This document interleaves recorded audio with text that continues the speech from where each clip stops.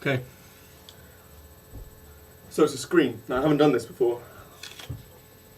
But, I don't know, I'm talking to a fucking screen. How weird is that? Then again, they told me that I should use different mediums, as is all the rage these days.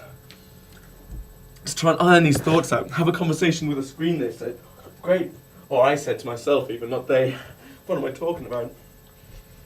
Where do I start? Well, maybe it started with the hippie movement. The hippie moment. Like they said, now it's a different day. They then told me to talk to a screen, but they said it all the same. It still stands. Like with that moment of these students, mostly, protesting to the end of the world. They want to change. They want it to be different from the old, from the conformist traditions. Now that's great. That's fine. But you got to imagine that this is the 60s. No one went to college. No one went to university. The people who are protesting, it doesn't matter if they take 10 years out to find themselves in Chechnya or Africa or Ghana or Burma. Because they're guaranteed a job at the end of it. They're going to find a job. They're going to be well paid. That's why people hate Gap Year. Because he's taking a year out. He can afford to. He's probably from a well-privileged background who will give him a job, regardless of what degree he gets. The point is that this moment wasn't symbolic of a new idea in humanity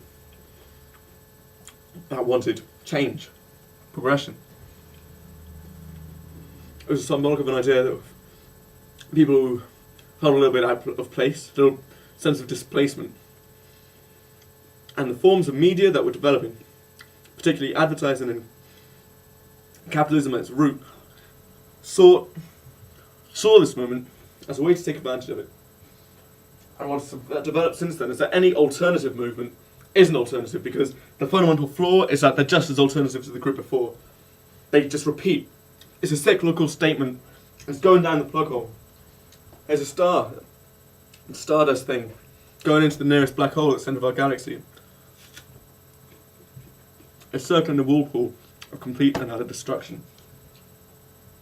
And that's what all this alternative has happened. There is no change. Well, maybe that's a good thing. Maybe there is change, I guess. Maybe it's a good thing that a minute after you buy that new plasma TV, you're looking for the new one, the new model of phone, new model of computer. Maybe it's a good thing that's what we look forward to.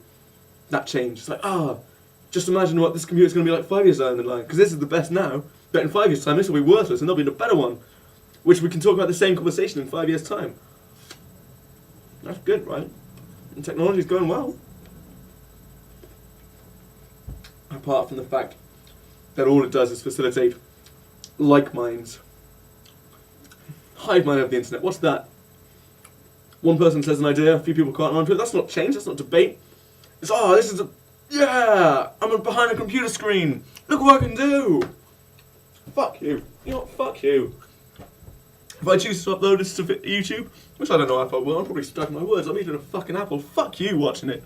Fuck me for fucking doing it. What the fuck? This is the problem. Kurt Cobain, he says the last rock star. Well,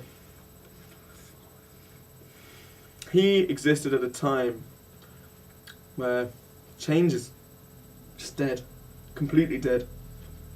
And he hated the catch-22, the paradox of the situation.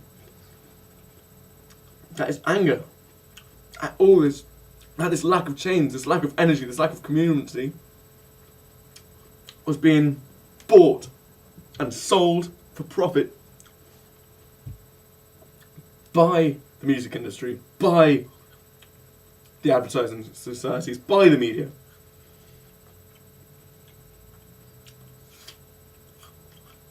And the thing is that the more he hated it, and the more it got played, the more money he got, and the more his message was diluted. But then you can't win, because if nobody played him, no one would have heard of him. You can't win.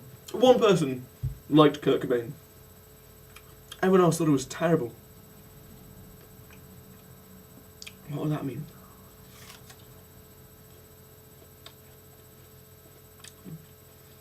No, Martin Fisher says he's the last true rock star. Well, that's bollocks, because there's never been a true rock star. Stars are just huge balls of gas floating in the sky. Yeah, they've got all the elements of the universe, but they're all so ionic, so radiated, so hugely. I don't know. I can't explain it. Melting apart, pinging against each other, exploding all the time, that they can't exist in their true form. Just for a second. Pop stars. Stars that pop. Stars don't pop. When a star dies, like everything does, it either explodes and annihilates, obliterates, or it implodes and consumes.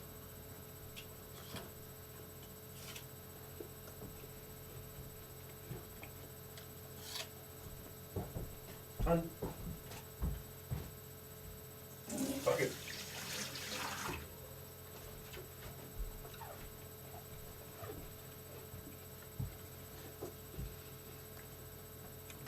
And so we're left with nothing.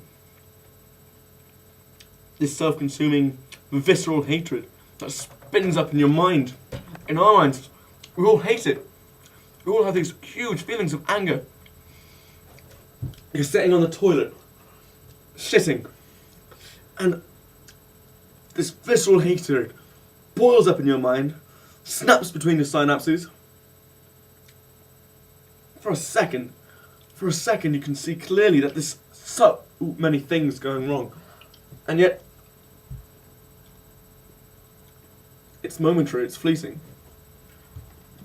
And then you'll see your beautiful wife, your handsome husband, or maybe a silver tear on the cheek of a child, an autumnal leaf falling, or rays of sunshine over daffodils in spring. And you find some meaning in that, and that makes everything fine. Maybe it does. Hey, I've cried at Dead Poets Society. My captain, my captain.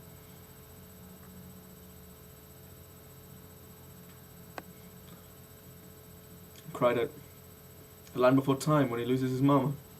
Mama Diplodocus. There are moments of meaning. They give the world meaning, but there's such a lack of it. And these social networking sites just regurgitate the same old shit, just as every alternative society has for decades. There's nothing new about sitting on a stage for 30 seconds covered in green paint, naked, jabbering away. That's not new. It's not good.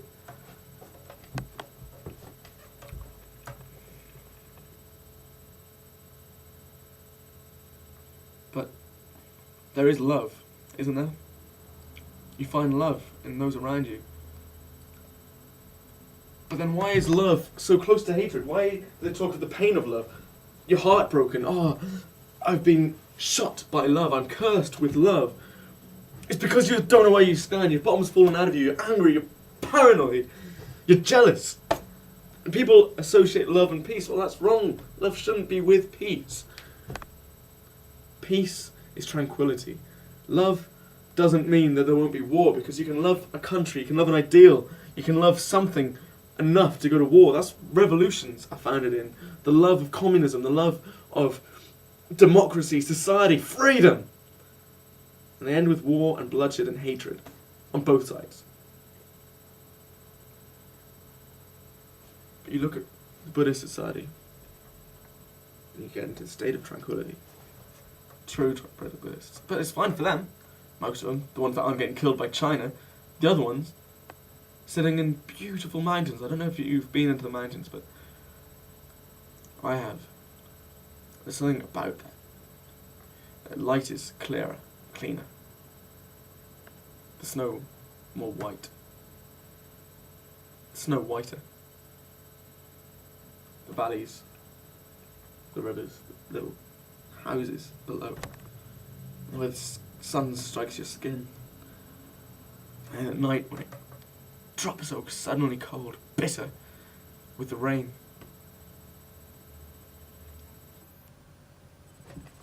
Well,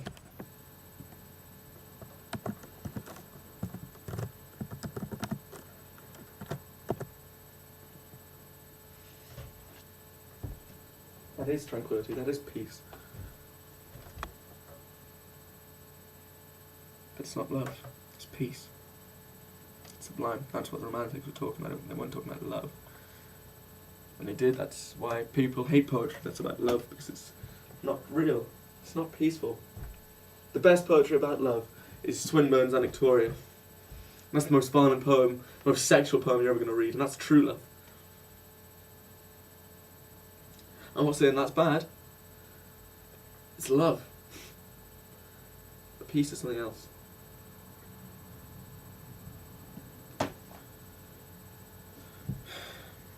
Where am I going with this? I hope some of this is useful.